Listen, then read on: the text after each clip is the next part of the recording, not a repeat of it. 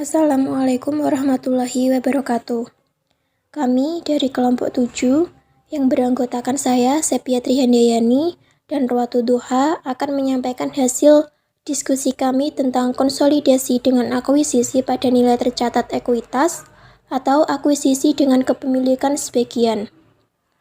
Akuisisi dengan kepemilikan sebagian pada dunia bisnis sangat mungkin bahwa entitas induk mengendalikan suatu entitas anak tetapi tidak menguasai keseluruhan kepemilikan pada entitas anak tersebut.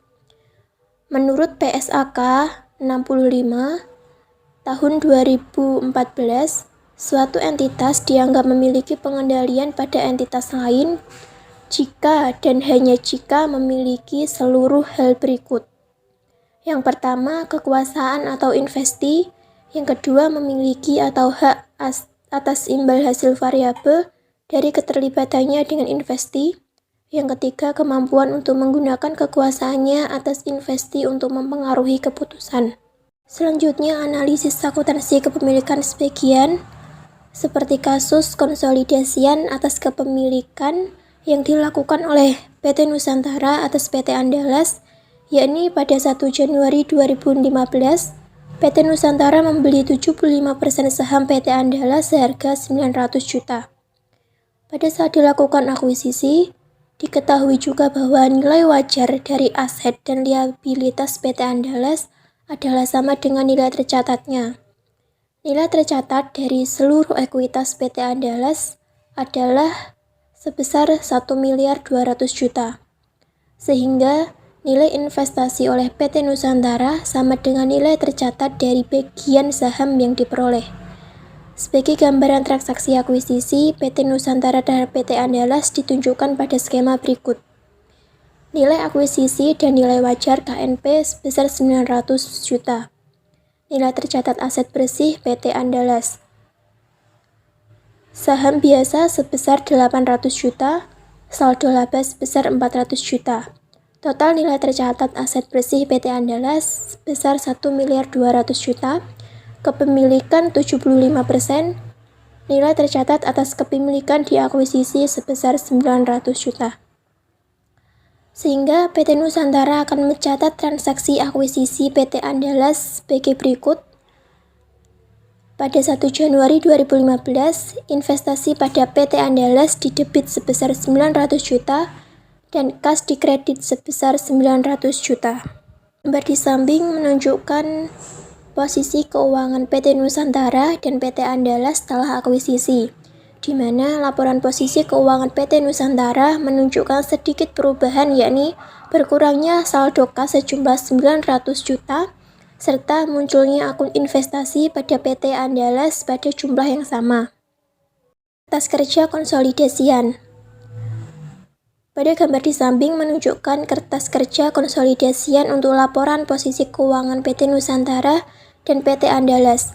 Hal yang membedakan adalah bagian ekuitas muncul status akun baru, yakni bagian kepentingan non-pengendalian yang merupakan cerminan porsi kepemilikan pihak non-afiliasi pada PT Andalas, atau dengan kata lain adalah bagian kepemilikan PT Andalas yang tidak dimiliki oleh PT Nusantara, yakni sebesar 25% kepemilikan. Adapun jurnal eliminasi yang dibuat, saham biasa PT Andalas didebit sebesar 800 juta, saldo laba didebit sebesar 400 juta, investasi pada PT Andalas dikredit sebesar 900 juta, kepentingan non-pengendalian dikredit sebesar 300 juta.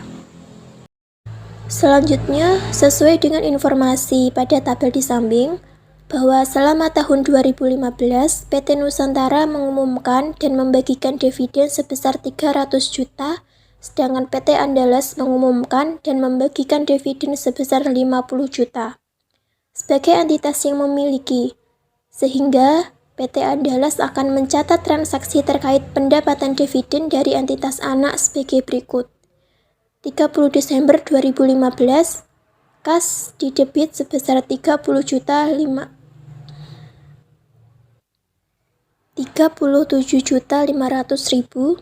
Investasi pada PT Andalas dikredit sebesar Rp37.500.000. Selama tahun berjalan, PT Andalas melaporkan perolehan laba bersih sebesar 200 juta dan diakui oleh PT Nusantara sebagai bagian laba atas entitas anak sebesar porsi kepemilikan atas PT Andalas. Pada tanggal 31 Desember 2015, investasi pada PT Andalas didebit sebesar 150 juta, bagian laba atas PT Andalas sebesar 150 juta.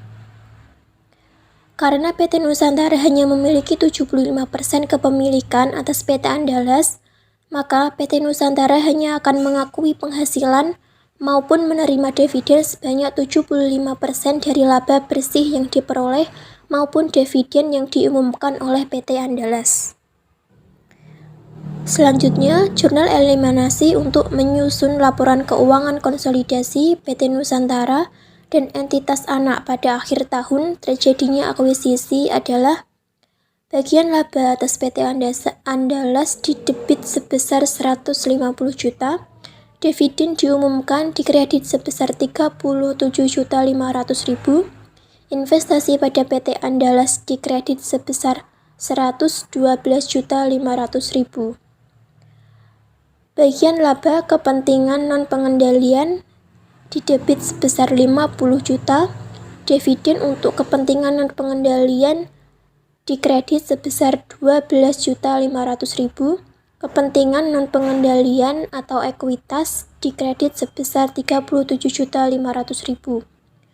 Saham biasa PT Andalas didebit sebesar 800 juta, saldo laba didebit sebesar 400 juta, investasi pada PT Andalas dikredit sebesar 900 juta, kepentingan non-pengendalian dikredit sebesar 300 juta. Selanjutnya, pada gambar di samping adalah kertas kerja konsolidasian untuk laporan keuangan PT Nusantara dan entitas anak. Dapat terlihat bahwa dalam penyiapan kertas kerja konsolidasian untuk akuisisi kepemilikan sebagian tidak jauh berbeda dengan penyiapan kertas kerja konsolidasian kepemilikan penuh.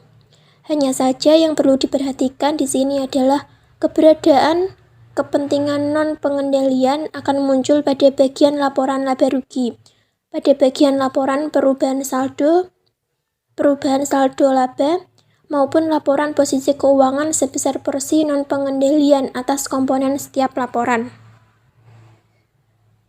Berikutnya adalah laporan posisi keuangan PT Nusantara dan entitas anak untuk kepemilikan sebagian atau sebesar 75% pada PT Andalas per 31 Desember 2015 dapat dilihat langsung pada gambar di bawah ini. Baik, saya akan melanjutkan presentasi dari Sepia. Materi selanjutnya, isu lain seputar konsolidasian. Konsolidasi dengan metode biaya. Ada kalanya suatu entitas induk memilih untuk menggunakan metode biaya untuk mencatat aktivitasnya pada entitas lain. Adapun pilihan metode pencatatan yang dipilih oleh entitas induk, seluruh transaksi terkait investasi entitas induk pada entitas anak, transaksi pengakuan penghasilan dari entitas anak, maupun berbagai transaksi antar perusahaan lainnya antara entitas induk dengan entitas anak akan dieliminasikan.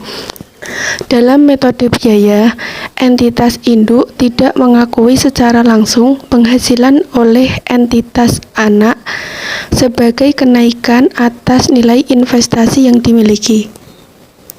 Contoh, PT Nusantara membeli 75% saham PT Andalas seharga 900 juta.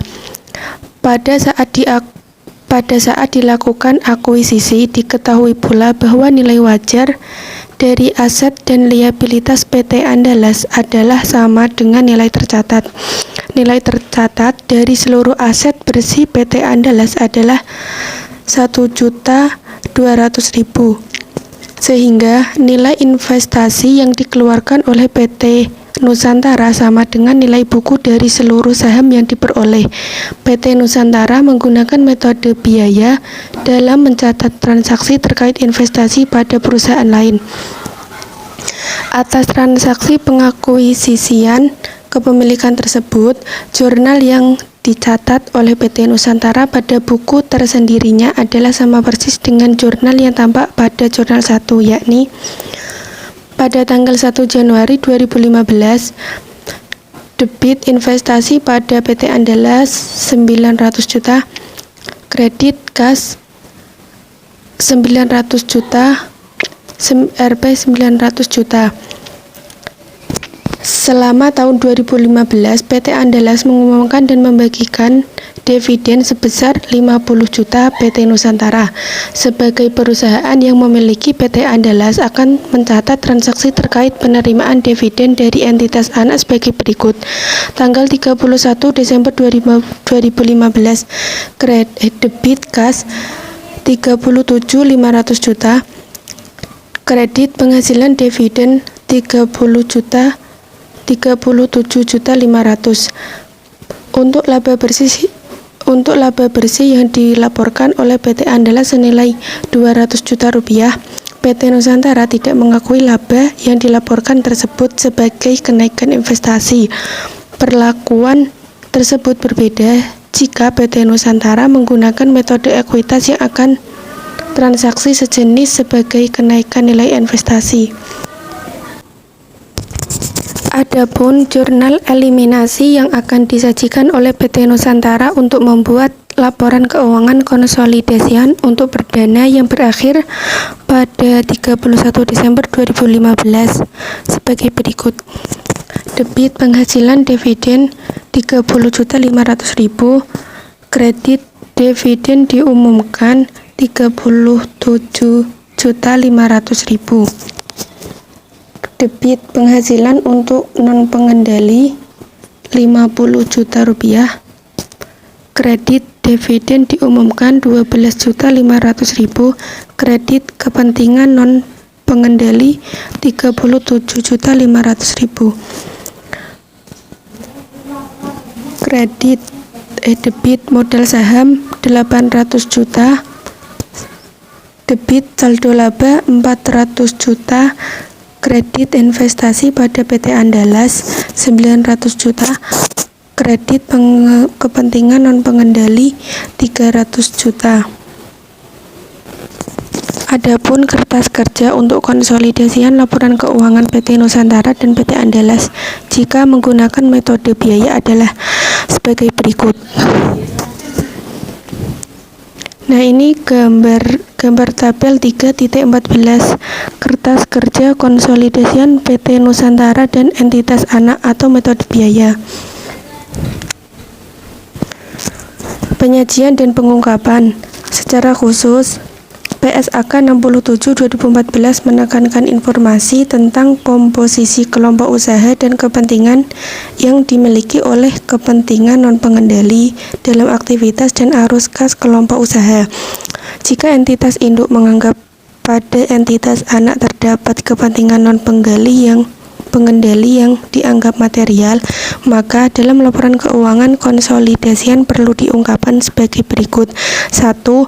Nama entitas anak. 2. Lokasi utama kegiatan usaha. 3. Proporsi bagian kepemilikan yang dimiliki oleh kepentingan non-pengendali. 4. Proporsi hak suara yang dimiliki oleh kepentingan non-pengendali jika berbeda dari proporsi bagian kepemilikan. 5. Laba atau rugi yang